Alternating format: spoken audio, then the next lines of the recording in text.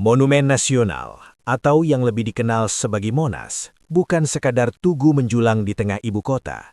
Ia adalah simbol tekad, ingatan kolektif, dan perwujudan cita-cita bangsa Indonesia yang baru saja merdeka.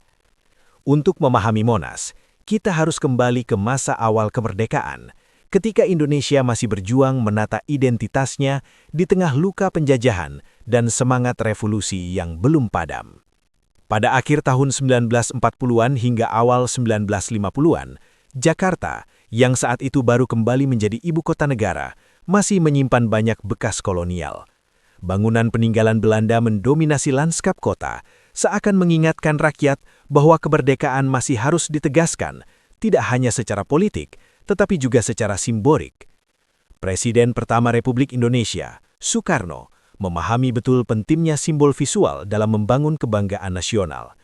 Ia percaya bahwa sebuah bangsa besar harus memiliki monumen besar yang tidak hanya mengesankan secara fisik, tetapi juga syarat makna filosofis.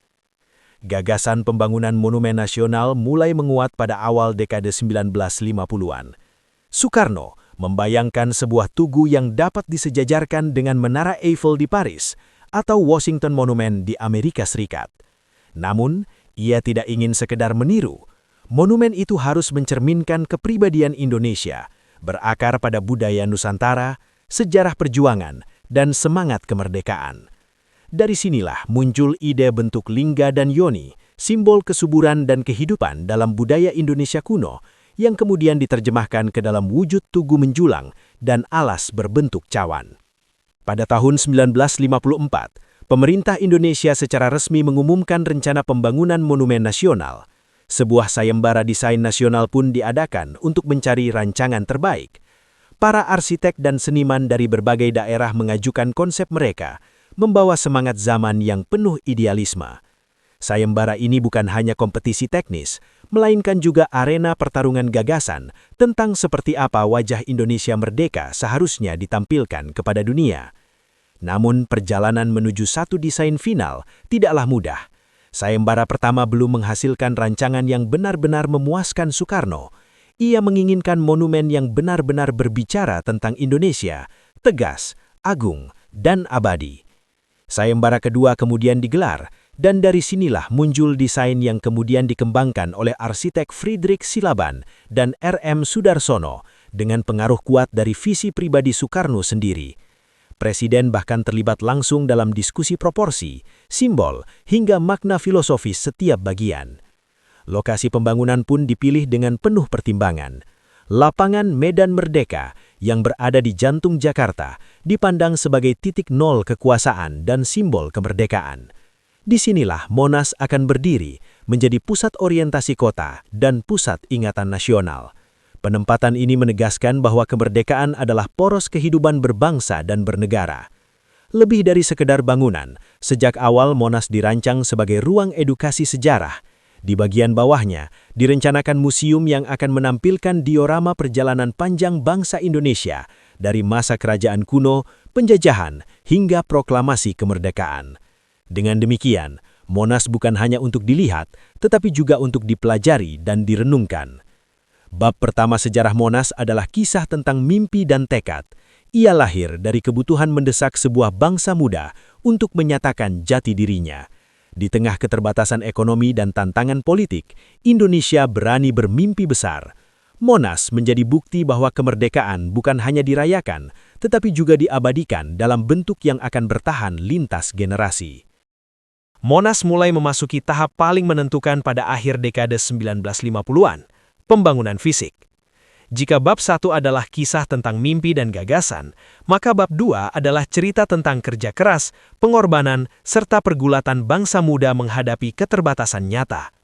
Membangun monumen raksasa di tengah kondisi ekonomi yang belum stabil adalah sebuah keberanian besar, bahkan bagi negara yang baru merdeka. Pembangunan Monas secara resmi dimulai pada 17 Agustus 1961, bertepatan dengan peringatan Hari Kemerdekaan Republik Indonesia. Tanggal ini tidak dipilih secara kebetulan. Presiden Soekarno ingin setiap tahap penting Monas selalu terikat dengan momentum kemerdekaan, seolah monumen ini tumbuh seiring perjalanan bangsa. Upacara peletakan batu pertama dilakukan dengan hikmat, disaksikan oleh pejabat negara, tokoh masyarakat, dan rakyat Jakarta yang menyimpan harapan besar. Namun, membangun Monas bukanlah perkara sederhana. Tantangan pertama datang dari kondisi tanah Jakarta yang lunak dan rawan ambles. Para insinyur harus merancang fondasi yang sangat kuat agar tugu setinggi lebih dari 130 meter ini dapat berdiri kokoh selama ratusan tahun. Ribuan tiang pancang ditanam jauh ke dalam tanah, sebuah pekerjaan teknik yang pada masanya tergolong sangat kompleks di Indonesia.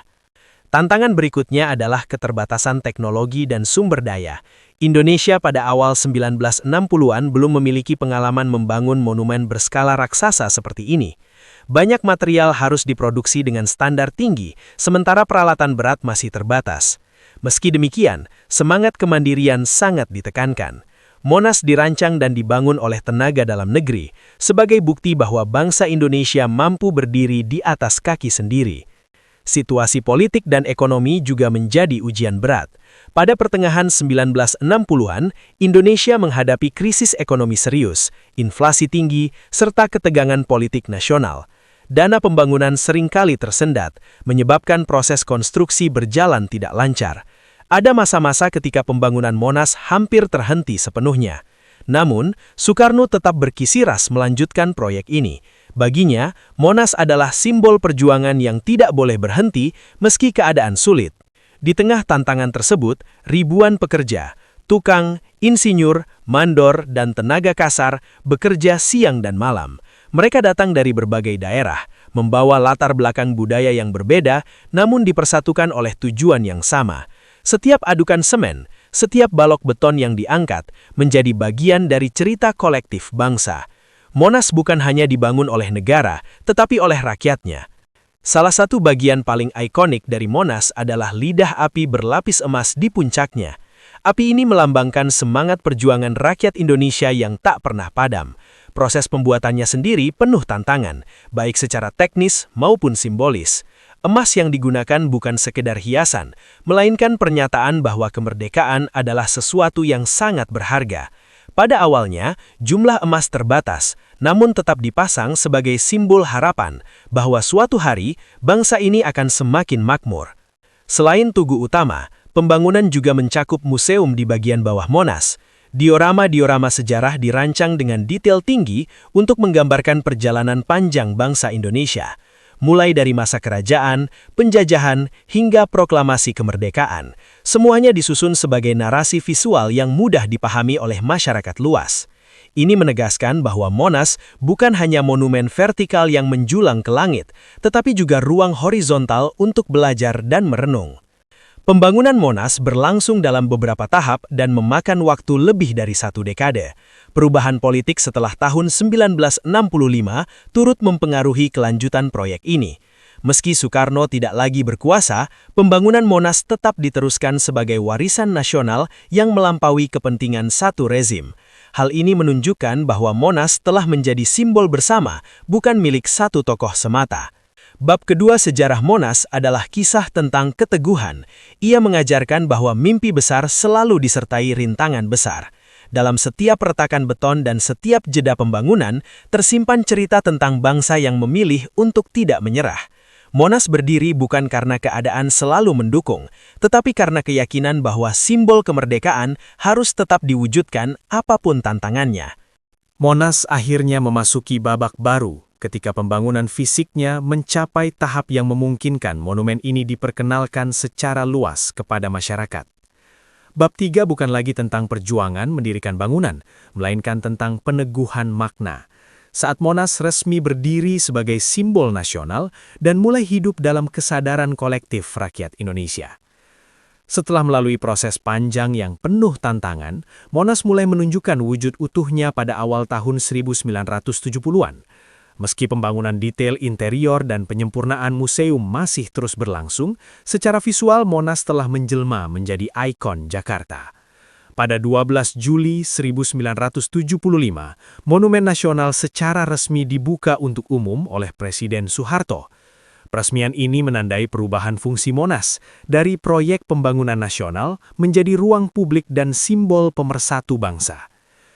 Peresmian Monas dilakukan dalam suasana hikmat namun penuh kebanggaan. Ribuan warga hadir untuk menyaksikan momen bersejarah ini.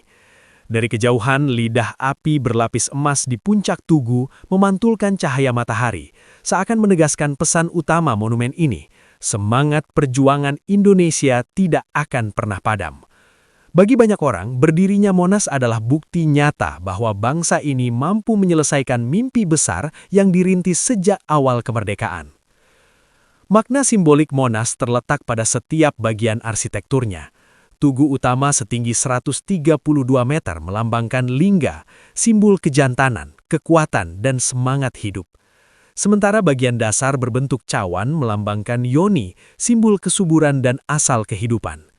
Perpaduan ini mencerminkan filosofi keseimbangan dalam budaya Nusantara, bahwa kekuatan dan kehidupan harus berjalan berdampingan. Dengan demikian, Monas bukan sekedar struktur beton dan marmer, melainkan representasi nilai-nilai budaya Indonesia yang telah hidup jauh sebelum negara ini berdiri. Lidah api di puncak Monas menjadi elemen paling ikonik. Api ini dilapisi emas murni dan dirancang untuk terlihat menyala sepanjang waktu.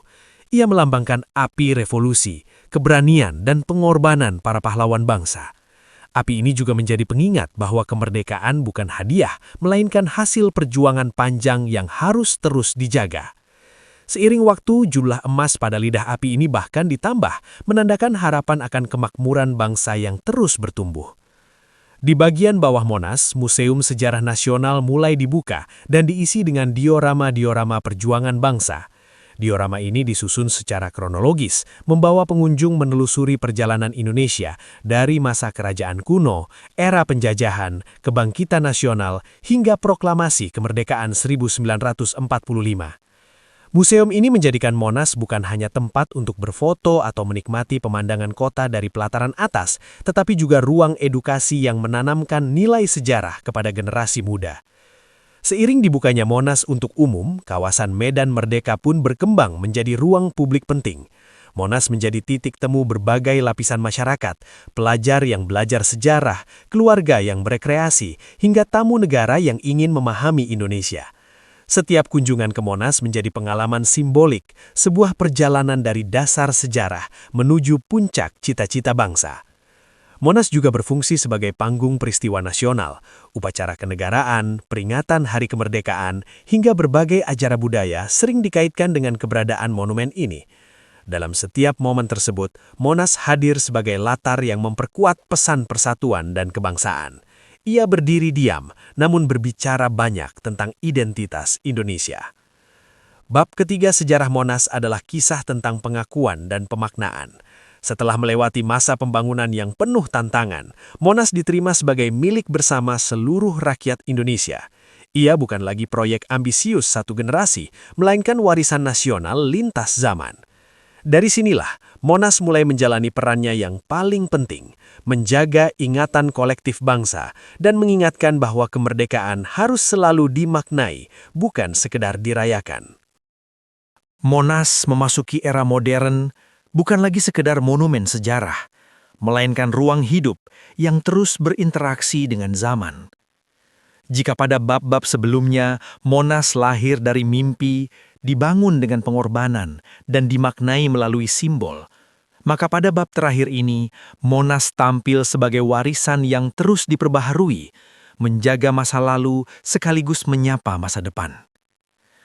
Memasuki akhir abad ke-20 dan awal abad ke-21, Jakarta berkembang menjadi megapolitan dengan ritme kehidupan yang cepat.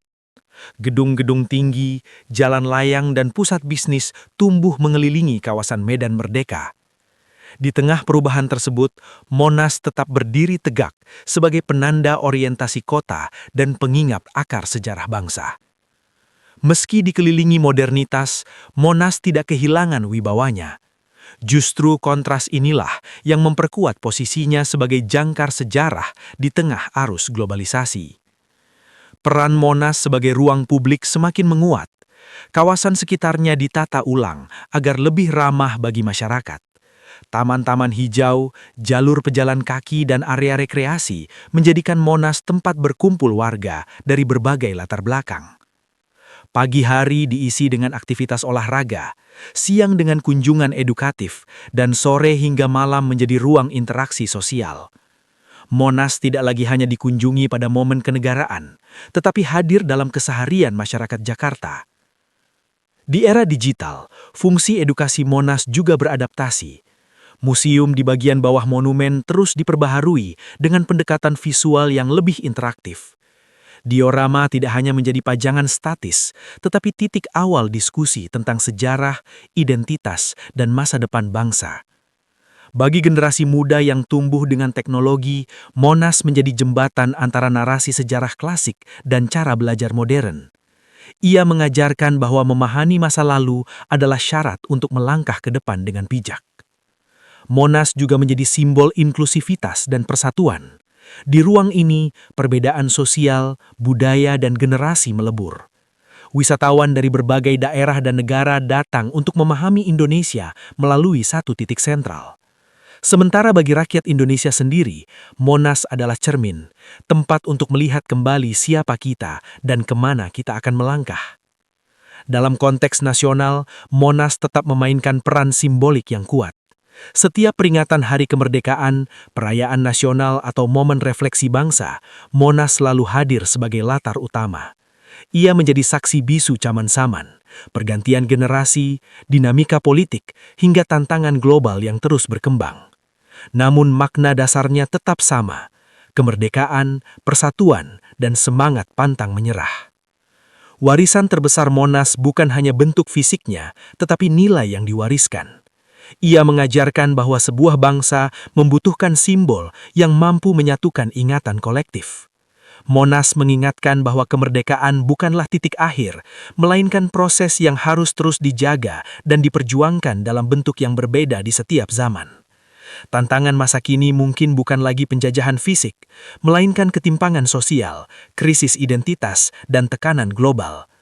Dalam konteks ini, Monas tetap relevan sebagai pengingat nilai dasar kebangsaan. Kedepannya, Monas diharapkan terus hidup sebagai ruang dialog antara masa lalu dan masa depan. Pelestarian fisik harus berjalan seiring dengan pelestarian makna. Generasi mendatang tidak hanya perlu melihat Monas sebagai objek wisata, tetapi sebagai sumber inspirasi.